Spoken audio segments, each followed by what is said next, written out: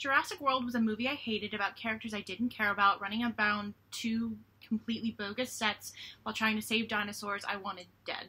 Chris Pratt has no charisma, everyone else was on some level between forgettable and god-awful, and I wish the film had higher stakes because I wanted to believe at any point that any of these characters could die. Now that I've gotten the negative part out of the way, I'm gonna tell you how I will save Jurassic Park with the magic of some direct-to-DVD Disney sequels. When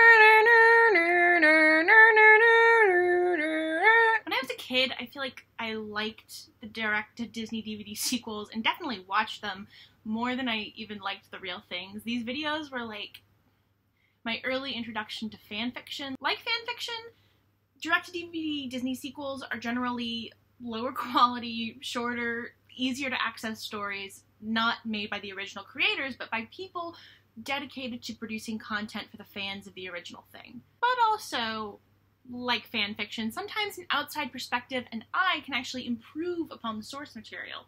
Fanfiction writers aren't precious about things like canon and characterization, and because the world building has already been done for you in the original article, fanfiction writers can focus on giving you more of whatever it was that you loved from the original thing. And today, we're going to be talking about one of my favorites, and probably not yours. As long as there's Christmas, we'll be just fine. Beauty and the Beast and Enchanted Christmas. This movie is bonkers, and it has so many of the elements of like classic fan fiction. It's got a mean original character villain that you plug in to like cause drama between your main two, like your OTP. You've got a host of characters that the writers imply were always in the original source material but appear literally nowhere else besides this one piece of work. A bunch of out-of-character scenes where the characters do and say things that none of the characters in the original work would actually do or say. It's great. It's so great. So great. And 7-year-old me loved Beauty and the Beast and Enchanted Christmas because it meant that I, too, could create characters who lived in the Beast's castle. Maybe there was, like, a super bookish bookmark girl, or, like, Pitcher Man. I don't know. Anyway, Beauty and the Beast and Enchanted Christmas isn't actually, like most Disney direct-to-DVD rip-offs of their earlier material, a sequel. It's actually a midquel, and it takes place during Belle's first Christmas in the castle, just before the Something There sequence of the original film.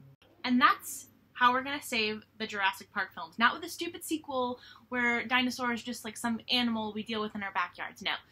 By the way, that doesn't even make sense to me because one, they're all female, they're gonna die off, and two, like, you know some rednecks are just gonna run out there and kill the only 13 dinosaurs on Earth. It doesn't make any sense. I hate it! Now, we're making a mid.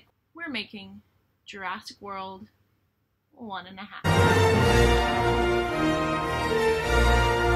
Jurassic World 1.5 is going to go back to the roots of Jurassic Park. We're gonna recapture what really made the original film just the landmark that it was. In a 2016 interview, Steven Spielberg finally admitted that when he was making Jurassic Park, he was trying to recapture that sort of lightning in a bottle success that made Jaws the sort of crazy blockbuster that it was. Both at their core are environmental horror films. Man versus unknowable and uncontrollable nature stories that just terrify you down to your bones. By contrast, the Jurassic World films are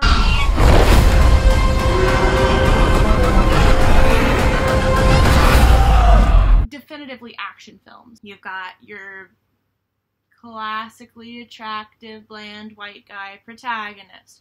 You got your lady-shaped lady character. You got a bad guy. And you've got murder. Lots and lots of murder. Jurassic World is all about spectacle. How can we murder as many people in as short amount of time as possible? And how can we make the audience go, ooh, that's kind of gross? But the horror element, rather than the action spectacle, is what made the original Jurassic Park such a memorable film. It is a tight, contained story about a small group of people just trying to survive. They are an ambitious group, of self-described geniuses who decide that they are better, smarter, stronger, and more advanced than the prehistoric murder monsters. Unfortunately, Jurassic World is now canon, which means we have to tell a story that involves, in some way, the fully realized park we see in the original film, and that they go back to in Jurassic World Fallen Kingdom. And that's where the midquel aspect comes in. For added effect, I'm gonna make the following lighting really terrible. It's an artistic choice. You get it? It's like I'm telling a scary campfire story with my flashlight. 6 months have passed since the destruction of the original park. The governments have abandoned it. No one patrols the waters. No one dares go near the island itself. Internet speculation says that the dinosaurs would have been long dead by now. The all-female dinosaurs would not have been able to reproduce, and therefore the food chain would have just eaten itself until they either were eaten or died of starvation. Nothing on the island can survive without human intervention, and once the park is abandoned, nature has taken its course. Believing this, a group of urban explorers decide that this is their shot at internet fame. They've gone to Jazzland, New Orleans, they've trekked through Nara Dreamland, and now they will be the first ones to get video footage of the ruins and destruction of the Jurassic World theme park. At first, this group of arrogant explorers sets up camp in the main fairgrounds, but once they've gotten their shots of that, they trek out into the forest in search of dinosaur bones and the fabled ruins of the original Jurassic Park, which is said to lie somewhere on the island. But as darkness falls around them, they start to hear the rustle of the trees and heavy breathing of monsters in the distance. One by one, the dinosaurs pick off the explorers as they try to escape the island, but one survives. One urban explorer makes it back to civilization with the footage that they edit together to tell the world that life finds a way. That's right, Jurassic World 1.5 is an environmental horror film that is also a found footage film. And the best part about it is Chris Pratt doesn't have to be in it at all. Thank you for coming to my TED Talk.